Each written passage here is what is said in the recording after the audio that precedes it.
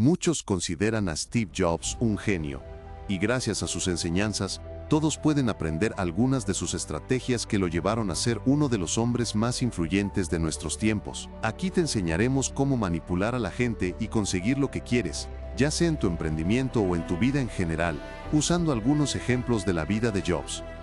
La mayoría de estas historias fueron tomadas de la biografía de Steve Jobs, de Walter Isaacson. Comencemos. Steve Jobs murió hace más de 5 años a la edad de 56 años. Steve lanzó dos de las compañías más valiosas y creativas de los tiempos modernos, Apple y Pixar. Pero no alcanzó esos éxitos siguiendo solo las reglas todo el tiempo. Jobs se enfrentó a muchos obstáculos para conseguir que Apple y Pixar despegaran, pero tenía una manera única de elaborar su propia realidad, un campo de distorsión, que usaría para persuadir a la gente de que sus creencias personales eran realmente únicas. Y con eso, impulsó sus empresas hacia adelante.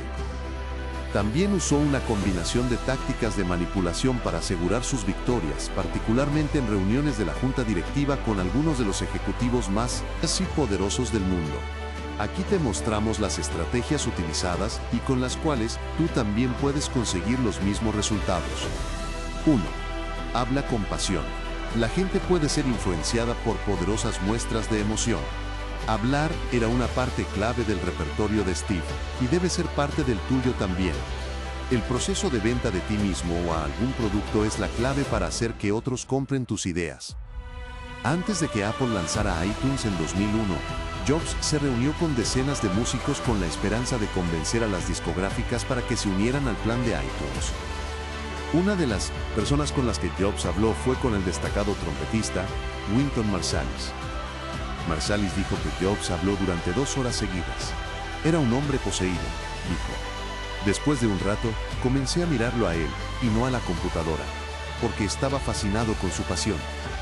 También habló de las ideas de su equipo de creación de anuncios con similar pasión, afirmando que se aseguraría de que casi cada anuncio que produjeran fuera infundido con su misma emoción. Los comerciales resultantes, como el anuncio de 1984 y los del iPad, ayudaron a Apple a convertirse en algo mucho más que una empresa de computadoras. 2. Sé brutalmente honesto. Te ayudará a construir seguidores fuertes. Cuando Steve Jobs volvió a Apple por su segundo periodo en 1997, inmediatamente se puso a trabajar tratando de revitalizar la empresa que comenzó, la cual estaba sufriendo por demasiados problemas económicos.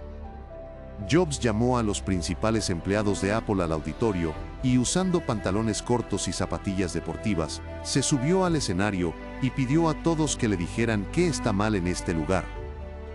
Después de algunas murmuraciones y respuestas blandas, Steve cortó a todos con ¿qué está mal con los productos? Y otra vez comenzaron los murmullos. Steve gritó: los productos apestan. Ya no hay sexo en ellos. La gente compraba las ideas de Jobs porque siempre estaba entusiasmado con lo que decía. Steve en una entrevista dijo: no me considero grosero con las personas, pero si algo apesta, se lo digo a la gente en su cara. Es mi trabajo ser honesto. Sé de lo que estoy hablando y por lo general resultó estar en lo correcto. Esa es la cultura que trato de crear. Somos brutalmente honestos los unos con los otros y cualquiera puede decirme que piensan que lo que digo también apesta, y yo puedo decirles lo mismo. 3. Trabaja inteligentemente y los demás te respetarán. El respeto es un primer paso crucial para conseguir lo que quieras. Steve Jobs tenía una increíble ética de trabajo. Jobs le dijo a su biógrafo que cuando regresó a Apple en 1996, trabajaba desde las 7 de la mañana hasta las 9 de la noche todos los días, ya que todavía estaba liderando las operaciones de Pixar. 4. Desarma a la gente con seducción y adulación, ya sea que trabajen para ti o tú estés trabajando para ellos. La gente busca continuamente la aprobación por sus acciones, así que responden muy bien al afecto, y si sigues dándoselos, eventualmente lo anhelarán. Jobs podía seducir y encantar a la gente a voluntad y le gustaba hacerlo. Personas como Scully y Amelio se permitieron creer que porque Jobs los encantaba, significaba que les agradaba y respetaba. Era una impresión que a veces promovía, regalando halagos insinceros a aquellos hambrientos por ellos. Pero Jobs podía ser encantador con las personas que odiaba con la misma facilidad con la que podía estar insultando a la gente que le agradaba. 5. Declara y luego proclama que todas las buenas ideas son tuyas. Y si estás invirtiendo tu posición, ponte detrás de la nueva idea con todas tus fuerzas. Las memorias del pasado pueden ser fácilmente manipuladas. Steve no estaba en lo correcto todo el tiempo, pero era un maestro en convencer a la gente de que sí estaba en lo correcto. Entonces, ¿cómo lo hacía? Se paraba firmemente en una posición. Y si tu posición era realmente mejor que la suya, no solo no lo reconocería, sino que adoptaría tu posición como la suya, lo que te pondría fuera de balance. Bill Atkinson, un ex ingeniero de Mac, contó la siguiente anécdota. Solo porque Jobs te decía que algo era horrible o genial, no significaba necesariamente que sentiría lo mismo mañana. Si le decías una nueva idea, por lo general, Jobs te decía que era estúpida, pero si en realidad le gustaba, exactamente una semana después volvería contigo y te propondría tu misma idea como si se le hubiera ocurrido a él. 6. Toma decisiones rápidas. Siempre puedes cambiar las cosas más tarde. Cuando se trataba de hacer nuevos productos, Apple raramente consideraba los estudios, encuestas e investigaciones. También era raro que una decisión importante tomara varios meses. Jobs tendía a aburrirse fácilmente y era rápido en seguir sus instintos. En el caso de los primeros iMacs, Jobs inmediatamente decidió que Apple lanzaría las nuevas computadoras en un arco iris de colores dulces. Johnny Ive, jefe de diseño de Apple, dijo que en la mayoría de los lugares esa decisión importante habría tomado meses. Steve la tomó en media hora. 7. No esperes para solucionar los problemas. Corrígelos ahora.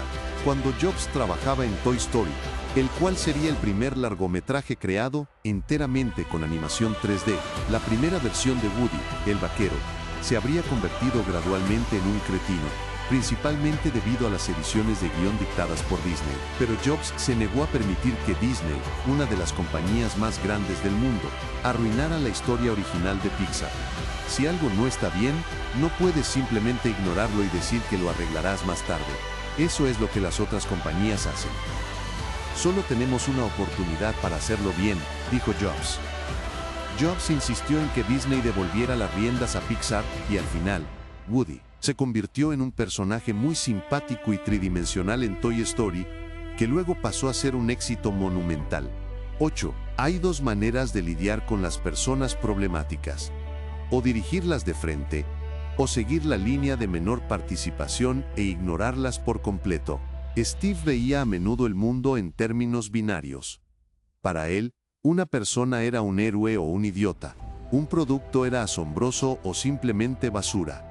Quería que Apple fuera una compañía de jugadores de primera, lo que regularmente significaba deshacerse de los jugadores de segunda o de tercera, o empujarlos con gran fervor, intimidarlos hasta cierto punto para que se convirtieran en jugadores de primera. Antes de que Apple lanzara el Macintosh, uno de los ingenieros encargados de construir un ratón que pudiera mover el cursor fácilmente en todas las direcciones, le dijo a Bill Atkinson, uno de los primeros empleados de Apple que desarrolló gráficos para el Mac, que no había manera de construir ese ratón de manera comercial. Después de que Jobs oyera de esa queja durante una cena, Atkinson llegó al trabajo al día siguiente solo para descubrir que Jobs había despedido a aquel ingeniero.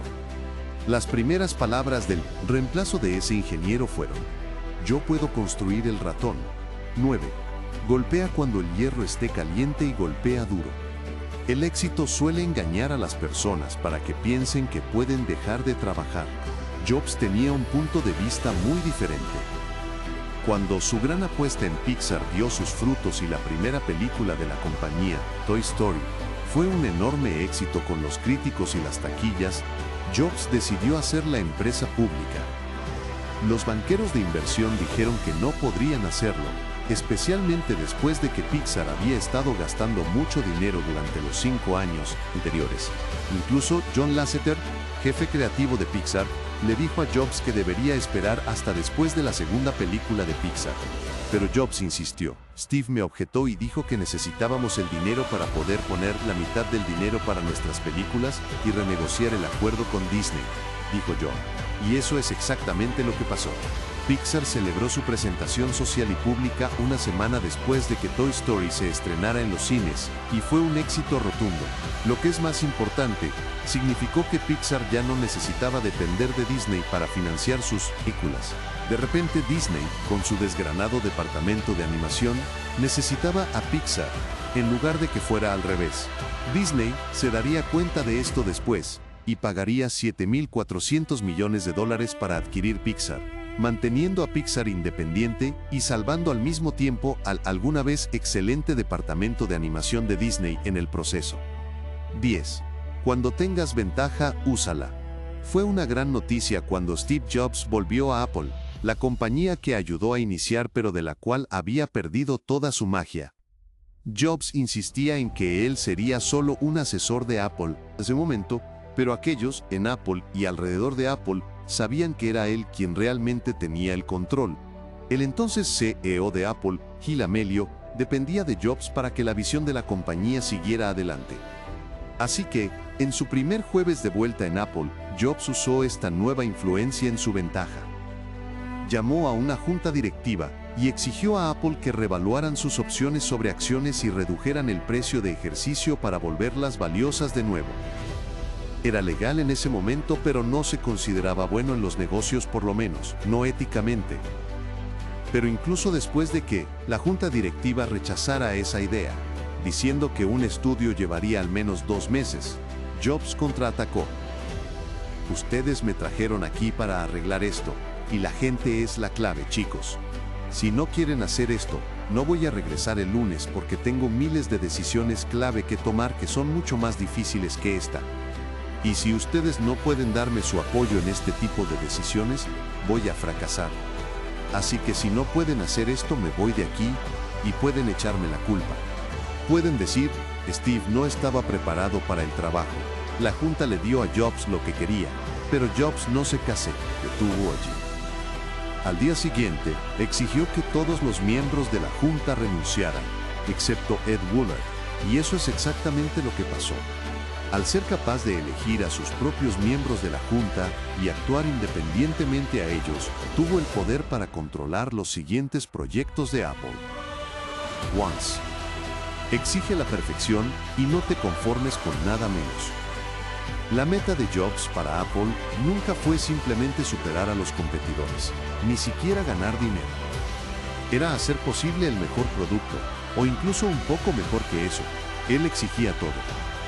Cuando el Macintosh arrancaba demasiado lento, embistió al ingeniero responsable, trasladando la situación a una cuestión de vida o muerte.